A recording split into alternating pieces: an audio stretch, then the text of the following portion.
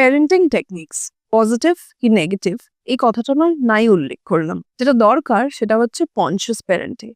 কিভাবে একটা conscious human being হিসেবে অ্যাজ আ কনসিয়াস অ্যাডাল্ট এবং কনসিয়াস প্যারেন্ট হিসেবে আপনি আপনার বাচ্চাকে গাইড করবেন, তার কিছু টেকনিক্স, তার কিছু টুলস আজকে আপনাদের সঙ্গে ডিসকাস করব। প্রথম হচ্ছে যে বাচ্চাকে কনফিডেন্স দিন, এটা বোঝান যে আপনি তার সঙ্গে আছেন, কিন্তু তার মানে এই নয় যে সে কিছু ভুল কাজ করে এলে তাকে আপনি বলবেন বেশ করেছিস, আমি তোর পেছনে আছি, আমি দেখে নেবো, সেটা নয়। তাকে কনফিডেন্স বিল্ড করার জন্য আপনাকে প্রবলেম, তার লেভেলের যে প্রবলেমগুলো সেগুলো আছে তাকে আপনাকে সলভ করতে দিতে হবে।